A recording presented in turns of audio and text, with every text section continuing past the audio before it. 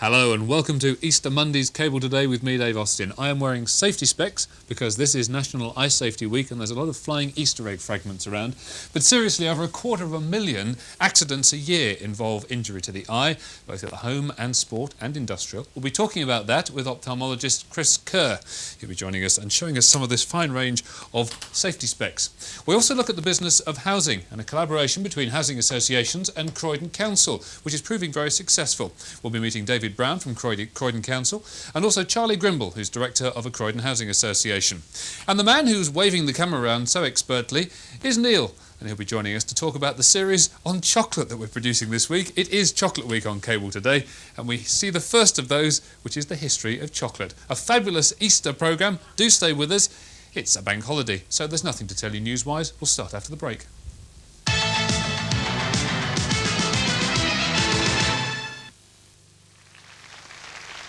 The Fairfield, the finest entertainment complex in the south.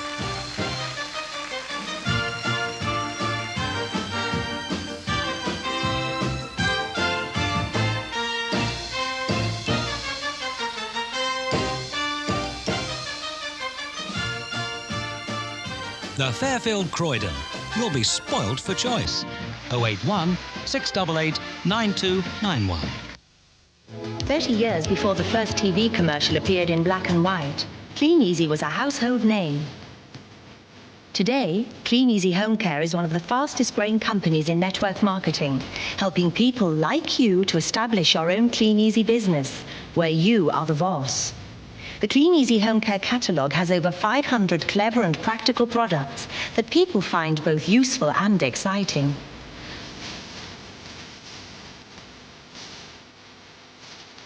You can work part-time or full-time distributing catalogues and then take orders for home delivery. You don't need to buy any stock or have any special training. The catalogue does the selling for you. What you will need is the Clean Easy Business Kit. It has everything from order forms to catalogues, even a video and book on how to build a business. So if you'd like to earn an extra income, act now. Call 0793 514141. That's 0793 514141.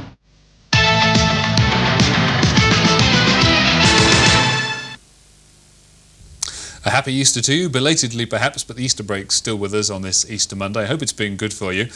Cable Today looking now at housing in the area. And a collaboration between housing associations and Croydon Council is proving very fruitful. Here to talk about it is David Brown, the Assistant Director of Housing for Croydon Council, and Charlie Grimble, who's the Director of a Housing Association. Welcome to you both. Hello. David, what is the extent of the homelessness problem in the Croydon area? It's fairly extensive, as in most London boroughs.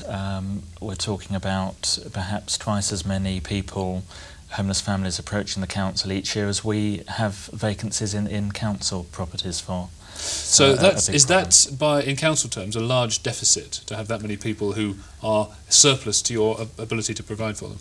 It certainly is a problem. We're probably talking about 600 to 700 households a year who we can't find properties for in terms of vacancies in the council stock. So where do they go? News. Well, we've been, in past years, we put them into temporary accommodation of one sort or another. The worst sort, of course, is bed and breakfast. We haven't used that all that much, but we've done other things which have been quite expensive, like leasing properties from private landlords for homeless households. The bed and breakfast situation is deplorable, we all admit that. How many currently would you have in bed and breakfast? Currently we have around 50 households, which is a great improvement on the position in Croydon of, say, a couple of years ago. And how have you achieved that improvement? What's got better? Largely because of improved housing possibilities, permanent housing possibilities coming via our colleagues in the Housing Association movement, with quite a lot of assistance from the council. So Charlie Grimble, you're the director of a housing association, but you also work as an umbrella for several, don't you? That's right. What's the situation with housing associations? Because they have a long history, and yet that we're hearing more and more about them at the moment. They're playing a bigger role in getting people back under their own roof. It's a role that's been chosen for us by central government and has become increasingly prominent over the last 4 or 5 years, really. So that in Croydon, for example, we've grown by 25% in 2 years as a result of a mixture of Croydon Council funding and central government funding. How do you operate? Just briefly explain. You do take money from local council, you also get some input from local government, and then the balance has to be made up via rents. But where do you get your cash from to buy the properties? Well, we go to banks, we go to major lending sources like that in this country and abroad. We have to borrow large sums because it's a significant housing programme that's been stimulated by central government. And are you prone to interest rate fluctuations and the property market just like the rest of us? Absolutely. When we first started, the interest rates we were paying on the borrowing was in excess of 13%. It's come down now to a much lower figure than that, and so the housing market has been kind to social housing in that sense. David, what's the current policy on building council houses, and what is the stock that you have on your books in Croydon at the moment? Croydon's got about 17,000 council properties now. It used to have more, used to have about 22,000 at one stage, and the right to buy, which many council tenants have taken up, has meant that number has dropped. For the last 3 years, the government has really said that it doesn't want councils to build any more council housing. It thinks that it sees the need for new rented housing, but it thinks that should be coming via housing associations. And that's where this collaboration comes about, isn't it? That's right. That you two are now working in harmony, and in fact there's very little conflict between you. That's right. I think what our recent agreement does is put down in writing a lot of things that were happening anyway, in terms of making sure that the housing associations are working with the council to tackle principally the homelessness problem. Charlie, what sort of input do you get from the council? Is it enough? Is it diminishing? Do you have problems on the horizon? We, in London and Quadrant, my organisation, work in about 50 local authorities, and there are many different responses by local authorities to our work. It has to be said that Croydon is probably one of the most significant investors in public housing by using its own resources as opposed to central government resources. So Croydon has provided a great deal of the homes that we now provide for their clients. And how much do you have to actually find? Let's take an average house. What percentage of it would you have to get from a bank? And presumably that's the bit that's passed on to the tenant. Yes, roughly a third of the costs of housing in Croydon is provided by bank loans. 2/3 comes from central or local government subsidy. So a tenant would notice a difference. If the subsidy started to drop or be eroded away, then that figure would have to go up more, and you'd have to pass that on to the tenant. Since 1988, housing association rents have been markedly higher than local authority rents for comparable properties. The gap is diminishing to a certain extent as both get propelled higher and higher by central government policy, and that the concern of the housing association movement is that as the proportion of private borrowing increases, so rents will go up beyond the scope at which people on low incomes can afford to pay. What sort of rate would a person living in one of your housing association properties pay? If we're talking about a 3-bedroom house, for example, in Croydon, we're talking between £70 and £80 a week, which is not an insignificant sum when compared with mortgage repayments. David, what do you see of the future? This trend is a good one, that you're actually getting on top of the problem, and in fact the figures in temporary housing are diminishing, but will you ever see a time when nobody in the Croydon area is without a home? Yeah, well, I'd say I'm an optimist, so I'd say I hope so, but I don't think that's going to be in the next few years. We have turned the corner, and as you say, we've reduced the number of people in temporary accommodation from perhaps around 2,000 a year ago to 1,700 now.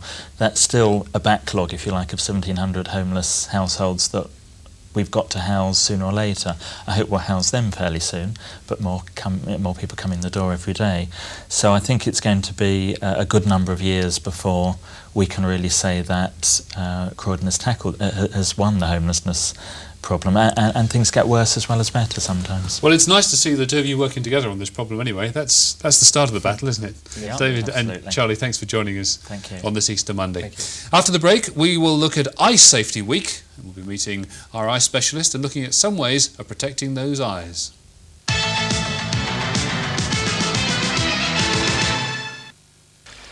Booked your holiday yet? No? Then why not take a look at Arcade Channel 17 and see the wide range of holidays on offer? Whether you're looking for that lazy trip up the Amazon or the hustle and bustle of Peking, Arcade has everything. Simply turn to Channel 17 at 15 minutes past the hour every hour and have a pen handy to write down those essential details. Arcade Channel 17. One-stop shopping. Romance and nostalgia in the Cotswolds, close to beautiful Georgian Bath and historic Bristol. For the real romantic, try a candlelit dinner in your room. Sip champagne in your Victorian bath beside your blazing fire. Even the cheapest rooms have fires, are spacious, cosy and romantic. Perfect for tired business people. Treat yourself to something special at Hinton Grange, so much more than just a hotel, close to Junction 18 on the M4.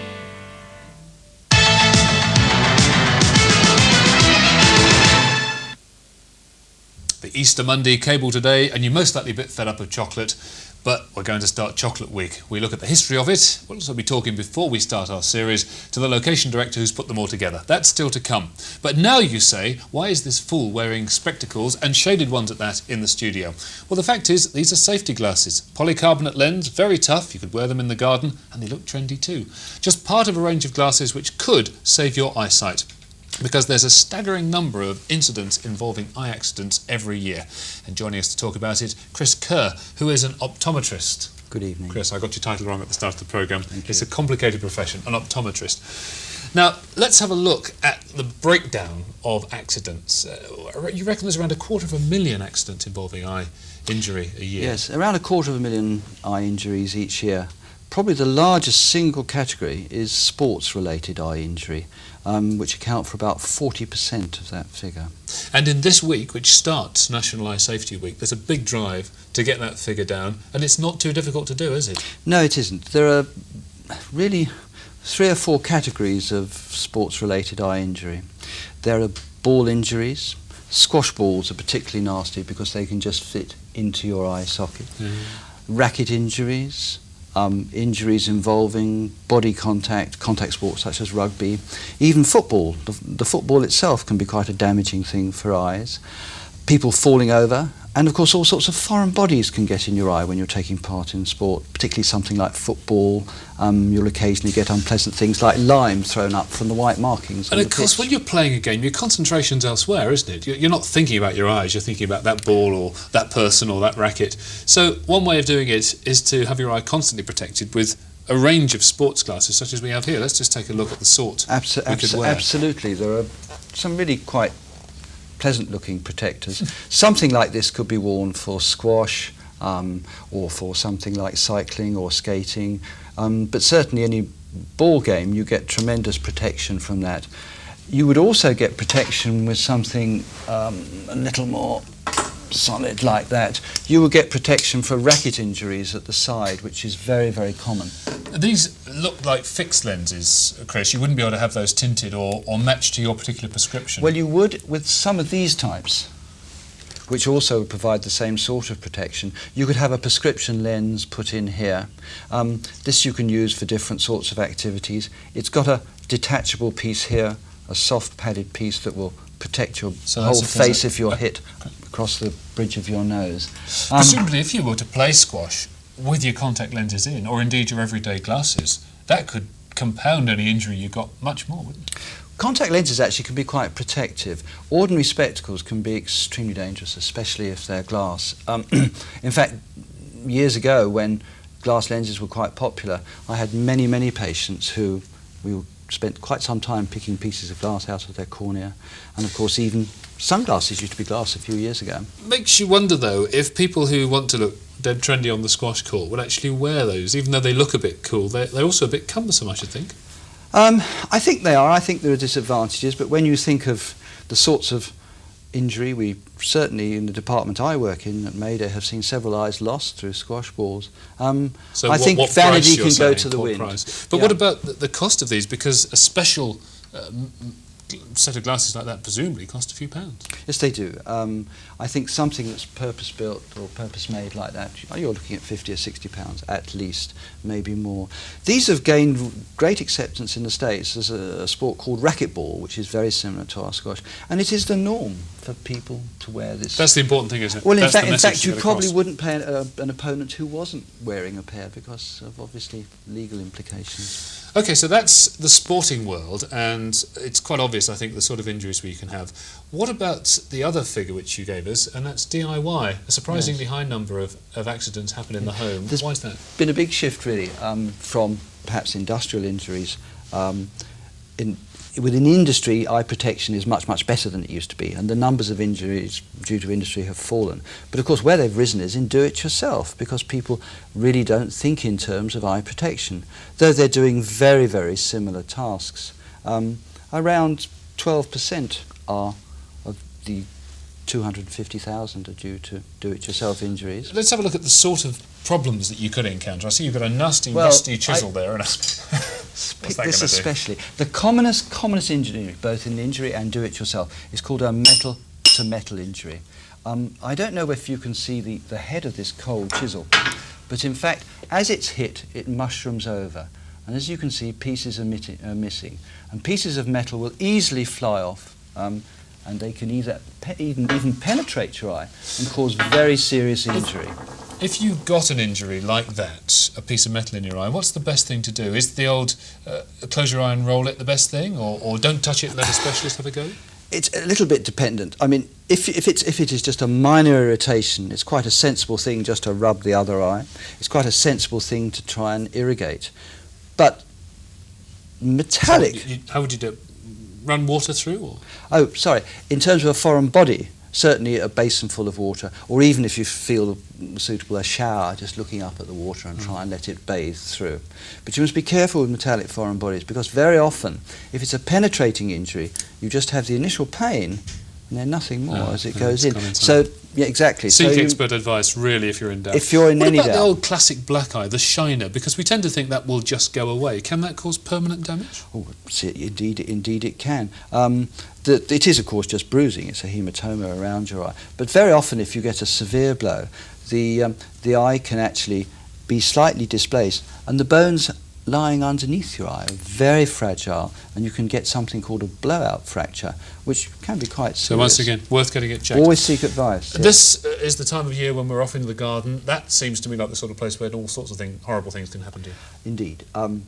Gardening is about 10% of these injuries, and very common. Pruning roses, rotary mowers, hedge cutters, twigs, branches. What about this cane here? This is a very common form of injury. This is what we will prop our sweet peas up with. Yeah. And it's so common and so easy to be bending down. And they've just produced something. This is available at most garden centres. It's called a guard eye. Oh, yes. So firstly, you see the stick, and secondly, if you do, softens the blow. Splinters all over your eye. I see we have a bottle of champagne here and a party popper. Surely when you're enjoying yourself... Oh, yes, you can have injuries even while you're having fun. Champagne cork is a very common sort of injury. Number one, as in all these injuries, you're probably looking at what you're doing. And of course, as the cork comes out, into your eye. Great tip, turn the bottle, not the cork. These can be quite nasty, especially if they're pulled close to the eye. Any sort of firework can cause nasty chemical and heat burns. Take care. Thank you for joining us and giving us your expert advice, Chris. Thank you. 250,000 eye accidents, far too many. Let's try and get that number down. National Eye Safety Week. We start a special week here on Cable today. After the break, we meet Neal Ashford, who's been making a series all about chocolate. Join us then.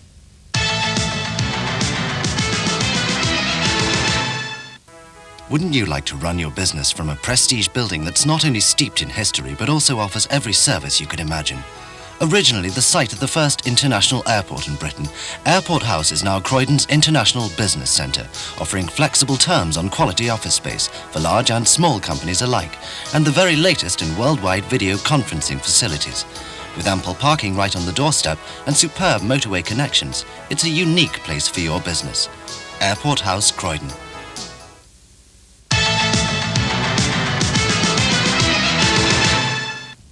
Even at this stage of the Easter holidays, when possibly you've had more than your fair share of chocolate, I'm sure there's a bit more room, because now we start Chocolate Week on Cable Today, and the man who had the dream assignment of going to a chocolate factory was our location director, Neal Ashford. Welcome, Neal. Hi, Dave.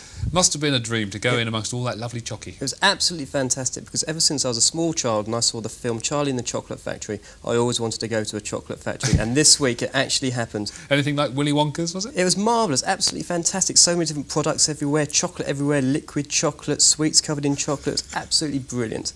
Are you a chocoholic? No. I personally am not a chocolate sort of person, but if you like chocolate, this week is just for you. We cover every aspect of chocolate possible, and our intrepid reporter Becky Simpson, she finds out one or two things. Put a few pounds on, did she? She, one or two, but she's on a diet now. You won't see her for a couple of weeks because she's on a diet. But let's run through the week. In a moment we start to look at the history of chocolate. How far does it go back then? It goes back several centuries, when the Aztecs used to use it as a drink in the Amazon jungle in South America. And it's they used to make Aztec bars then, didn't they? Nice one, Dave, nice one. See, there's nothing new under the sun, really. That's the history then. The Aztecs started it all. Let's look at Tuesday. What happens then? Tuesday we discover, is there actually a person called a chocoholic? Becky goes along to St George's Hospital in Tooting to talk to a doctor who's got some very interesting findings. Are you going to reveal? Is there? I'm not going to tell you. You're going to have to wait till Tuesday. So that's Tuesday night. Wednesday?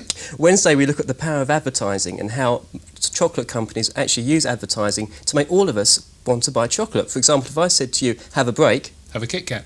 You're sold already, David. Oh no, I'm indoctrinated. And we go along to Nestlé's headquarters in Croydon, and we actually look at the Kit Kat bar. We look at the history behind it, that it was introduced in the 1930s, and how they've adapted the product through the decades. A Mars a day helps you... Work, rest and pray. Same with you. And pray, yes. That's for religious chocoholics, of course. Plenty of those as well, Dave. So what about Thursday as we move on there? Once we've been sold the stuff, how do you take it on? Thursday we take a very serious look at chocolate. Becky actually goes to Queen Mary's Hospital in Colchilton, and we talk to a dentist who's got some very strong views on how much chocolate children eat, and that they eat too much chocolate and that should be controlled. So is chocolate bad for teeth then? I all thought that was boiled sweets and stuff like that. I think there's sort of various sort of viewpoints to it, but I think if you take chocolate in moderation, then there isn't a problem. Have you found, whilst you've been doing this, that there's now a whole range of chocolate? Is there a sort of fat-free chocolate, and is there some chocolate that's worse for your teeth than others? Yes, there is, but I think we'd be sued if we actually started talking about those on the programme today, Dave. Right. OK, so we look at the medical implications of eating too much chocolate, and then on to Friday? On to Friday, this is my favourite. We then actually have a tour around a chocolate factory. We go to Payne's Poppets, and we start off at the very beginning. We have a huge bag of cocoa, and we follow all the process all the way through, from how the way chocolate's made, how the chocolate sauce is made, and then how the sweets are made, and then how it all comes together to actually make a poppet. And were you able to follow that whole process through? I thought a chocolate factory is a difficult one to film in. It's a huge sort of area. It's about the size of about 3 or 4 football pitches, and the smell, Dave, is absolutely incredible. Nice or nasty? It's very nice. It's very nice. It's just like sort of walking around in a chocolate sauce all day long. Maybe after the first 10 minutes it gets a bit cloying, does it? I think some of the crew have started to feel the effects of it, but Becky certainly enjoyed it. Any free samples? We've got 1 or 2 boxes. 1 or 2 boxes. Where are they? I don't see them. Actually, Dave, we have got something for you. Excuse me one moment. I wasn't expecting this. I promise you I wasn't expecting this.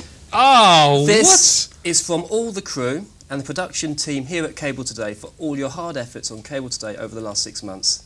And we had to decide what was going to be best for you, and we thought a walnut whip. That's definitely for you.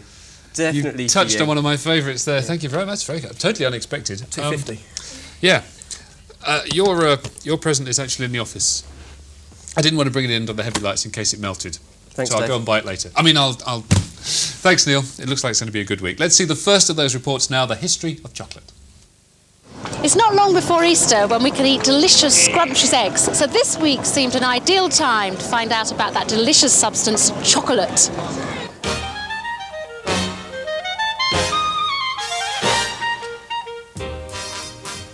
Chocolate is produced from the cocoa bean, which grows in pods in cocoa trees. It originated in Amazon forests of South America. The planting of the cocoa trees was a ritual, according to H.H. Bancroft, a 17th century historian. The finest seeds were exposed to moonlight for 4 nights, whilst the soil workers were kept apart from their wives until the night before planting, so that on that night they might indulge their passions to the fullest extent. Certain persons were even said to have been appointed to perform the sexual act at the very moment when the first seeds were deposited in the ground. The beans were originally used by the local Aztecs to make a drink. The drink was offered at many rituals, including christenings, coming of age, marriages and funerals. It was also served to brave fighters, but withheld from cowards. The cocoa bean was the nearest approach to a standard currency in Central America. A prostitute cost 10 cocoa nibs and a slave 100, a pumpkin 4, but a rabbit 10. Chocolate also proved a useful source of revenue in 1724. George I issued an act imposing a fine of 20 shillings for every pound of chocolate which did not bear the stamp, showing that duty had been paid, and restricting the private use of chocolate. Chocolate was introduced to Europe by the Spaniards in the 17th century. In 1728, the first English factory opened in Bristol for the processing of cocoa beans, but it wasn't until the 19th century that the first eating chocolate was available. Today, beans come from West Africa and South America. It takes an entire year's crop from one cocoa tree to produce 500 grams of refined cocoa powder, thus the reason that cocoa is quite expensive. To make dark chocolate, cocoa butter and sugar are added to refined cocoa. For milk chocolate, fresh milk is added at the same time. So chocolate undoubtedly has a long history and has been seen over the years to be a delicacy. And I don't mind admitting to being a chocoholic. But am I an eccentric chocoholic, or are there lots of other chocolate eaters out there? Yeah, I'm a bit of a chocoholic, yeah. What's special about chocolate? You really can't define the taste of chocolate, can you? I mean, it just tastes good. It's different to anything else. It's just so tasty. Sorry. What's special about the taste? I don't know. It's indescribable, isn't it? It's difficult to say. It's really like dreamy, I suppose. It's just like something you look forward to at Easter and Christmas. Do you eat chocolate all the time? Not all the time, but when you want something to make you sort of happy. Yeah, when you're depressed, it makes you happy. How frequently do you eat chocolate? 3 times a week. Do you think chocolate's bad for you? No. Not at all? No. So you don't think chocolate's bad for the teeth? No. I've got none. Oh, what do I like about it? The taste, the feeling of comfort. So do you eat chocolate at certain times? Actually every day of my life. How much chocolate do you consume on average a day? Oh God, I don't know, maybe 100 grams a day. And do you have a particular favourite type of chocolate? Yeah, Belgian chocolate. Do you get chocolate cravings? I don't usually leave it long enough apart to get a craving, but yes, I do. Do you binge on chocolate? Yeah. What's the most you've ever eaten at one sitting? God. Well, I can certainly get through a pretty huge box of chocolates at one go. You'll make yourself sick. If you've had a good Easter, then you're most likely feeling a little bit that way yourself. But we continue with chocolate throughout this week on Cable Today. More and more chocolate tomorrow. And on the programme tomorrow night, the chance to win 5 Marks and Sparks boxes of chocks. They're lovely. We also get the valued opinion of a chocoholic age 7. Do you join Susie Cornfield and the team tomorrow night for Cable Today? I'm going to eat my Easter egg now. I'll see you next week. Bye-bye.